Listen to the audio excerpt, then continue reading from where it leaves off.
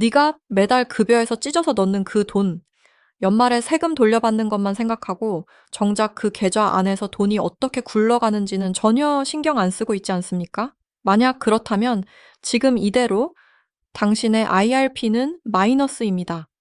아니, 말 그대로 손해보고 있는 중입니다. 오늘은 이 충격적인 현실을 깨부수겠습니다.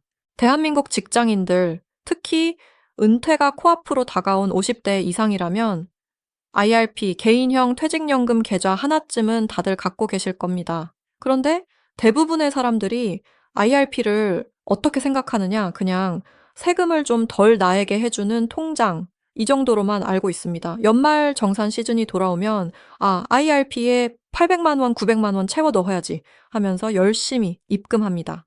세액 공제율이 얼마인지 아십니까? 소득에 따라 다르지만 최고 16.5%, 연 최대 148만 5천 원까지 돌려받을 수 있으니까 절대 무시할 수 없는 돈입니다. 그런데 말입니다. 그렇게 해서 돌려받은 세금보다 당신이 IRP 계좌 안에서 까먹고 있는 돈이 더 클 수 있다는 사실 알고 계셨습니까? 이게 마치 밀가루만 사놓고 빵을 굽지 않는 격입니다. 세금 환급이라는 밀가루는 챙겼지만 정작 그 밀가루로 빵을 굽는 과정, 즉 투자를 통한 수익 창출을 완전히 생략하고 있는 겁니다. 사람들이 하는 말을 들어보면 정말 안타깝습니다. IRP는 그냥 퇴직금 받아두는 통장이야. 세금 아끼려고 넣는 거지. 수익률은 기대 안 해. 주식이니 뭐니 건드리면 깨질까봐 무서워서 그냥 현금성 상품에 넣어도 은행 가니까 원금 보장되는 예금 상품 권하더라고. 그게 제일 안전하다고.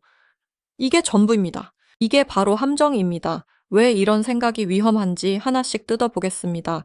이런 시각은 마치 자동차를 샀는데 엔진 오일도 안 갈고 타이어 공기도 안 넣고 그냥 주차장에 세워만 두는 것과 같습니다. 세금 혜택이라는 자동차 할인만 받고 정작 그 자동차를 타고 어디로 갈지는 전혀 고민하지 않는 거죠. 그런데 사람들은 왜 이런 생각을 할까요?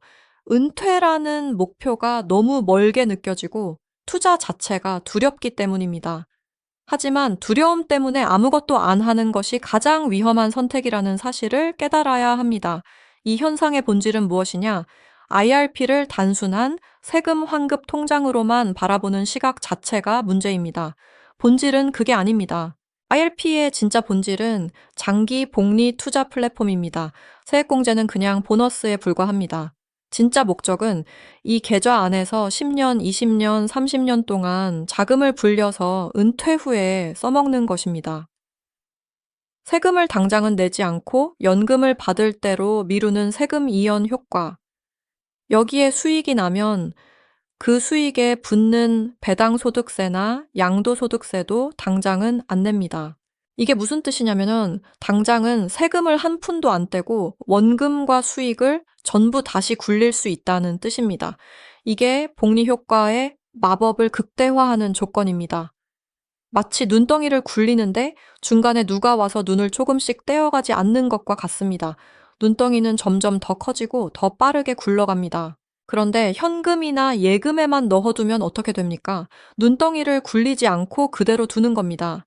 태양이 내리쬐면 눈은 녹고 그게 바로 인플레이션입니다. 그런데 현금이나 예금에만 넣어두면 어떻게 됩니까? 수익률이 연 2%, 3% 남짓입니다. 거기에 물가 상승률을 빼면 실질 수익률은 제로, 아니 마이너스가 됩니다. 국민연금연구원의 자료를 보면 은퇴 후 부부 기준 최소 생활비가 월 216만 원이 넘습니다. 하지만 국민연금 월 평균 수령액은 64만 원에 불과합니다. 이 차이를 메꾸려면 IRP에서 나오는 돈이 필수적인데 예금 금리로는 턱없이 부족합니다. 그리고 더 큰 문제는 IRP 계좌 안에 현금으로만 넣어두면 그 돈은 죽은 돈입니다. 세금 혜택은 받았지만 그 돈이 불어날 기회를 완전히 포기한 겁니다.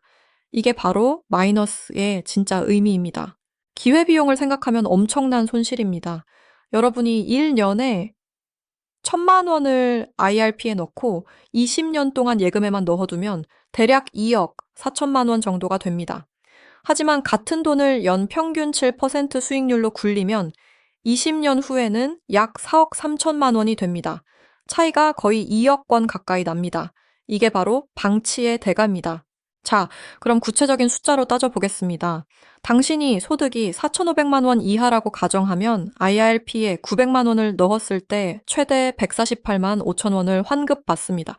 엄청난 혜택입니다. 그런데 이 900만 원을 10년 동안 연 수익률 4%짜리 예금에만 넣어두면은 10년 후에 1,320만 원 정도가 됩니다.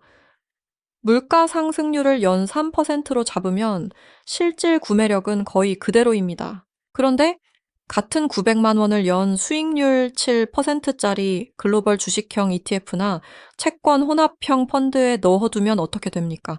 10년 후에는 1,770만 원이 넘습니다. 예, 차이가 500만 원 가까이 납니다. 게다가 이 수익에 대해 당장 세금을 내지 않기 때문에 그 500만 원도 다시 복리로 굴러갑니다. 10년이 더 지나 20년이 되면 차이는 억 단위로 벌어집니다. 좀 더 극단적으로 가보겠습니다. 30년을 굴리면 900만 원이 연 4%로는 약 2,920만 원이 됩니다. 하지만 연 7%로는 약 6,848만 원이 됩니다. 무려 3,900만 원 이상 차이가 납니다. 이게 복리의 힘입니다. 그리고 이 모든 과정에서 당신은 세금을 단 한 푼도 내지 않았습니다. 세금은 나중에 연금으로 받을 때 내면 됩니다. 그때는 연금 소득세율이 3.3%에서 5.5%로 일반 과세보다 훨씬 낮습니다. 이제 밸류체인 관점에서 생각해 보겠습니다. IRP라는 시스템 자체가 어떻게 돌아가는지 봐야 합니다. IRP 계좌 안에서 내가 고른 상품이 주식형 펀드라면 그 펀드는 국내외 우량 기업의 주식을 삽니다. 그 기업들은 생산하고 이익을 내고 배당을 합니다.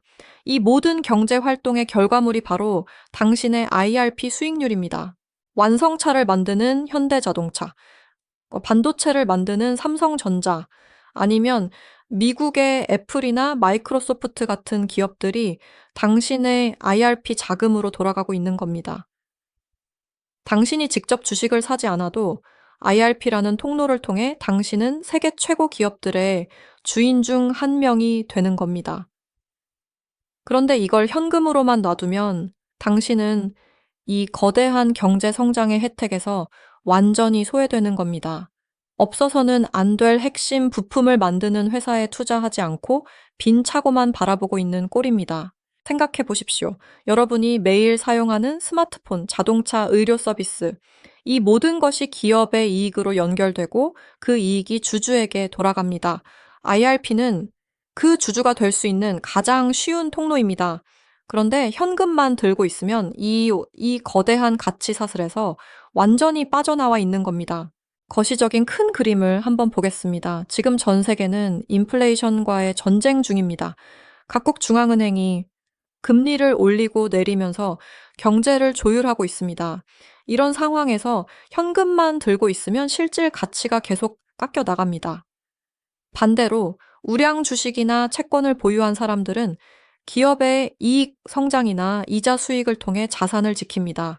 게다가 한국은 초고령화 사회로 진입하면서 정부가 개인연금 가입을 적극 장려하고 있습니다.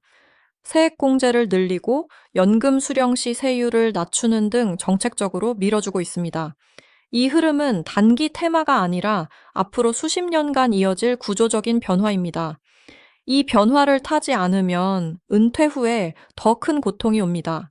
2026년 기준으로 국민연금만으로는 생활이 빠듯한 은퇴자가 급증할 것입니다. 정부는 이 문제를 해결하기 위해 개인연금 활성화에 사활을 걸고 있습니다. IRP 세액공제 한도를 늘리거나 연금 수령 시 세제 혜택을 강화하는 방안이 계속 논의되고 있습니다. 이 흐름을 눈여겨봐야 합니다. 여기서 회의론자들의 목소리가 들리는 것 같습니다. IRP는 수수료도 비싸고 상품 종류도 제한적인데 굳이 거기서 뭘 하겠어. 그냥 일반 계좌로 직접 투자하는 게 낫지 라고 말할 수 있습니다. 하지만 이 말은 반만 맞습니다. IRP 계좌의 수수료는 예전에 비해 확실히 낮아졌습니다. 증권사 모바일 앱을 이용하면 수수료가 거의 없는 수준입니다. 그리고 상품 종류도 예전보다 훨씬 다양해졌습니다. 그래서 뭔가 해외 주식형 ETF도 편입할 수 있고 TDF라고 해서 은퇴 시점에 맞춰 알아서 자산 배분을 해주는 펀드도 있습니다. 결정적으로 일반 계좌에서 발생하는 매매 차익이나 배당금에는 15.4%의 배당소득세가 붙습니다. 하지만 IRP 안에서는 그 세금을 당장 내지 않고 전액 재투자할 수 있습니다. 이 차이가 30년이면 어마어마합니다. 수수료 때문에 손해라는 말은 복리 효과를 포기한 대가에 비하면은 새 발의 피입니다. 예를 들어 일반 계좌에서 연 7% 수익률을 내면 세금을 떼고 나면 실제 수익률은 5.9%로 떨어집니다. 하지만 IRP에서는 7% 전부가 그대로 복리로 쌓입니다. 이 차이가 쌓이면 30년 후에는 엄청난 격차로 벌어집니다. 또 다른 반박입니다. 주식이니 뭐니 하다가 원금 까먹으면 어쩌라고. 나는 안정적으로 가겠다. 이 말에도 충분히 공감합니다. 하지만 안정적이라는 말을 현금 보유와 동일시하는 것은 위험합니다. 안정적인 투자란 분산 투자를 통해 리스크를 줄이는 것입니다. IRP 안에서 채권형 펀드와 주식형 펀드를 섞거나 국내와 해외를 분산해서 투자하는 겁니다. 예를 들어 은퇴가 가까워졌다면 주식 비중을 낮추고 채권 비중을 높이는 글라이드 패스 전략을 쓰면 됩니다. TDF가 바로 그런 역할을 해줍니다. TDF는 은퇴 시점을 목표 연도로 설정하면 그 연도가 가까워질수록 자동으로 주식 비중을 줄이고 채권 비중을 늘려줍니다. 예를 들어 2030년에 은퇴할 예정이라면 TDF 2030 펀드에 가입하면 됩니다. 그러면 지금은 주식 비중이 높아 공격적으로 운용되다가 은퇴 시점이 다가오면 자동으로 안전자산 비중이 높아집니다. 이렇게 하면 시장 변동성을 줄이면서도 인플레이션을 방어할 수 있습니다. 원금이 깨질까봐 아무것도 안 하는 것은 인플레이션이라는 보이지 않는 도둑에게 매년 내 자산을 도둑맞는 것과 같습니다. 연 물가 상승률이 3%라면 10년 후에 당신의 현금 구매력은 74%로 줄어듭니다. 즉, 지금 1억 원이었다면 10년 후에는 7,400만 원어치 물건밖에 못 산다는 뜻입니다.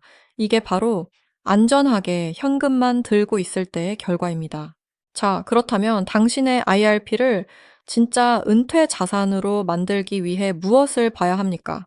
첫 번째 기준은 반복 매출 구조입니다. IRP 계좌 안에서 당신이 투자한 펀드나 ETF가 매년 배당금을 주거나 기업의 이익이 꾸준히 성장하는지 봐야 합니다.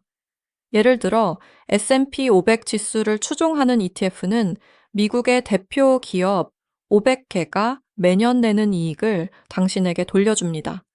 이 기업들은 코카콜라, 존슨앤드존슨, 비자 같은 회사들로 경기 변동에도 비교적 안정적인 이익을 냅니다. 두 번째 기준은 대체 불가능한 공급망 내 위치입니다.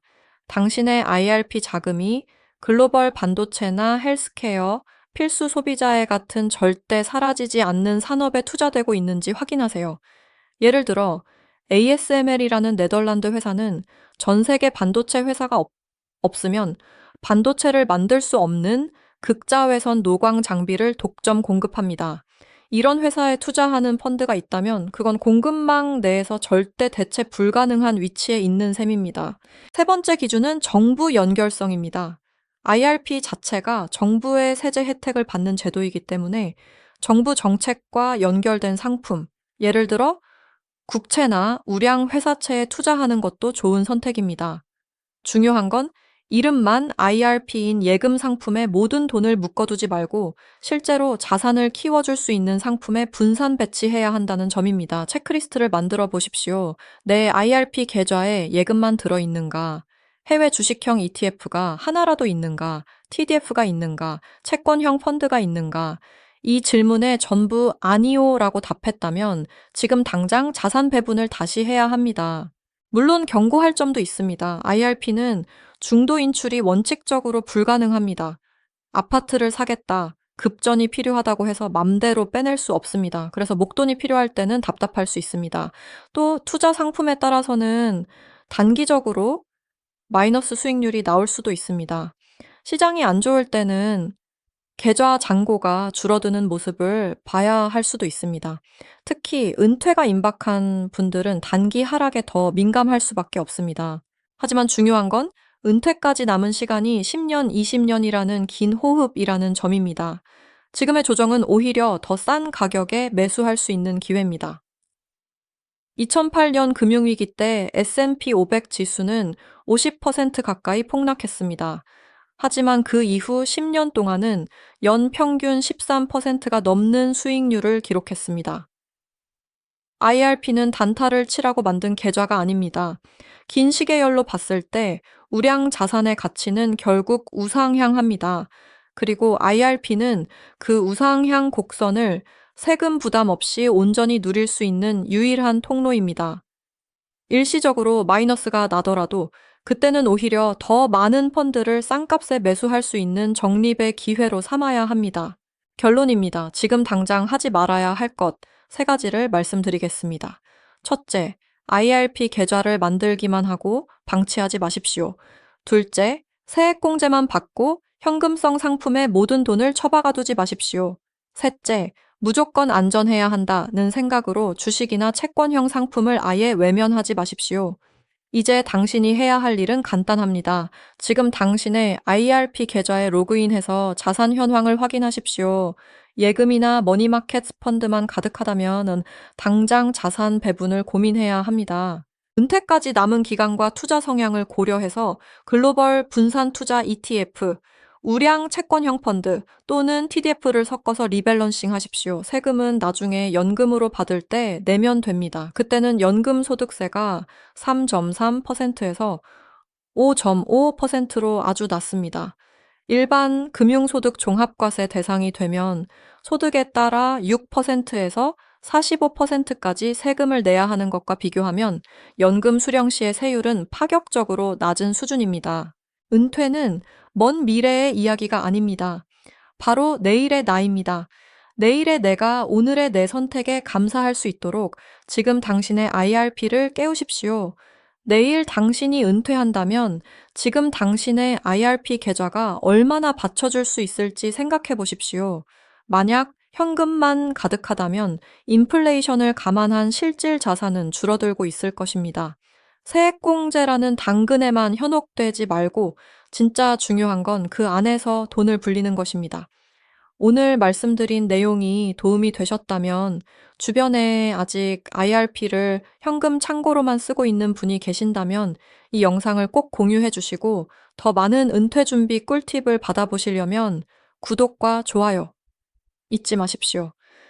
당신의 노후가 당신의 선택에 달렸습니다.